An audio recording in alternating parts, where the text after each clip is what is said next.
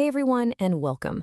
If you're a university student staring down what feels like a completely impossible syllabus, stressing out over a mountain of looming assignment deadlines, and genuinely wondering how you're ever going to get it all done, just take a deep breath. You are in the exact right place. In today's explainer, we're breaking down a fascinating, highly practical framework to essentially master your mind and stop procrastination right at its root. But, we aren't just going to talk about theories today. We're turning these scientifically backed insights into a full-blown 30-day challenge to help you build really consistent work habits. By the time we're done here, you're going to have a step-by-step daily toolkit to tackle your coursework head-on, completely minus the usual anxiety. Okay, let's dive right into this. Have you ever sat down at your desk, popped open your laptop, and made a solemn promise to yourself that you would absolutely finish that massive research essay today, only to have your phone quietly vibrate? You think to yourself, oh, I'll just check it for a quick second. Fast forward, and you've suddenly lost an entire hour just endlessly scrolling because of that one single notification. And then, right on cue, the heavy guilt sets in, doesn't it? You tell yourself, well, the whole afternoon is ruined now. I'll just start fresh tomorrow morning when I have a clear head.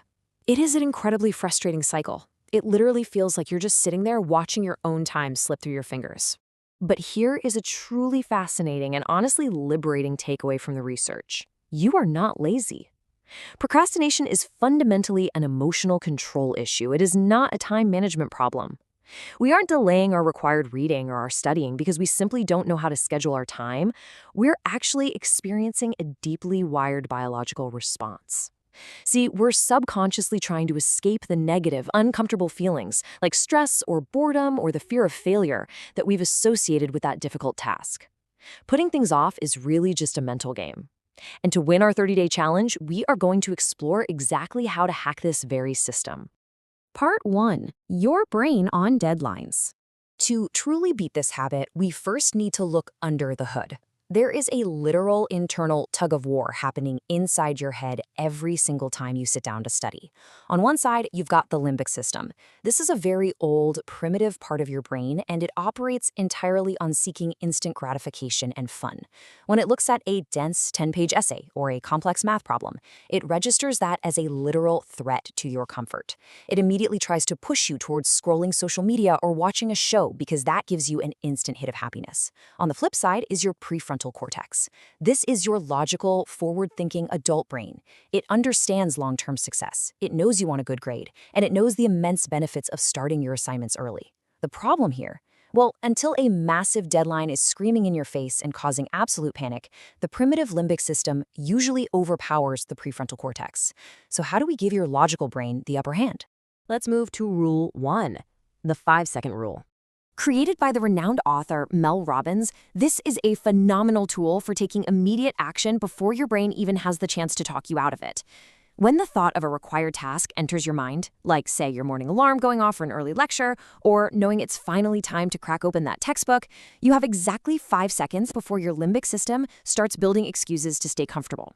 The process is incredibly simple. Think of the task. Count backwards out loud or just in your head, 5, 4, 3, 2, 1, and then take physical action immediately. The research actually reveals that this simple countdown acts as a circuit breaker in your brain. It literally interrupts the excuse-making loop and physically awakens the prefrontal cortex. So for the next 30 days, when you know you need to study, do not overthink it. Just 5, 4, 3, 2, 1, and stand up. Next is Rule 2, the 2-minute rule. Popularized by author James Clear, the crucial point here is that starting is almost always the absolute hardest part of any task. When you look at your syllabus, your brain sees study for 2 hours or write a 3,000-word paper. That feels like an unscalable mountain, right? So you naturally procrastinate to avoid the exhaustion of climbing it. The 2-minute rule basically shrinks that mountain down to a pebble. Instead of focusing on the massive end goal, you drastically reduce the friction. Just commit to a 2-minute micro-action. Instead of telling yourself you're going to study for 2 hours, tell yourself, I am just going to read one single page. That's it. Psychology shows us that once you read that one page, the momentum kind of magically builds. That initial psychological barrier is broken, and continuing just becomes so much easier. Making the start ridiculously easy is a core habit you'll be practicing every single day in this challenge. Rule 3, the Pomodoro technique. Now, this technique is exactly how you're going to sustain your energy and focus through that really dense, difficult university material. You don't just sit and work for hours on end. Instead, you work in intensely focused sprints. You set a timer on your phone for exactly 25 minutes of pure focus work. In this little window, the outside world simply does not exist. No phone, no chatting with roommates, just you and the assignment. And when that timer rings, you take a mandatory 5-minute short break to stand up, stretch out, or maybe grab a glass of water. This 30-minute block is one complete cycle, or one Pomodoro. After you complete 4 of these cycles, you then reward your brain with a longer 20 to 30-minute break. This technique works like magic because it prevents mental fatigue. Your brain never feels totally overwhelmed because it always knows a break is less than 25 minutes away. Moving right along to Rule 4, eliminate distraction triggers. Now, what's really interesting about this slide is realizing that our willpower is deeply, deeply finite. You simply cannot rely purely on your own mental strength to stay focused if your phone is constantly blinking with notifications right next to your study notes. It's an exhausting and, frankly, a losing battle. The single most effective strategy here is to change your environment entirely.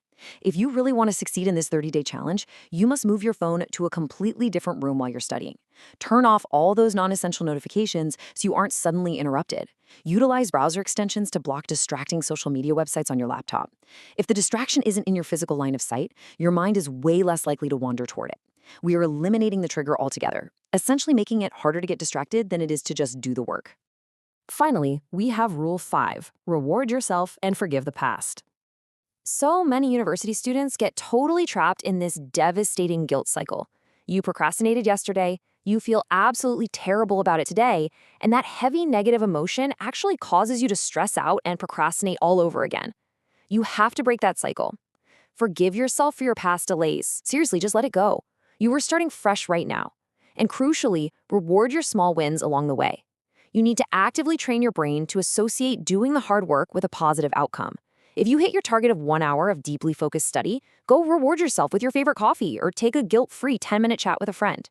We want to celebrate the consistency here, not just the final grade. To wrap up these powerful concepts, I want to leave you with this incredibly uplifting thought. Tomorrow never comes. Whatever is today and now. Please remember, procrastination is not your destiny. It is absolutely not a permanent flaw in your character.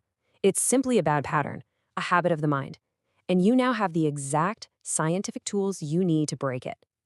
By committing to this 30-day challenge, you are actively taking back total control of your time, your focus, and your education, just one single day at a time. So, here is my final challenge to you as we close out this explainer.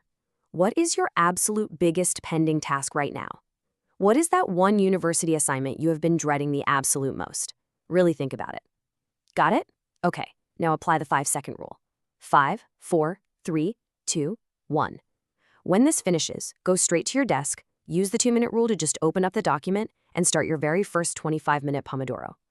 You have the power to change your habits starting today. Go get it done and let the 30-day challenge begin.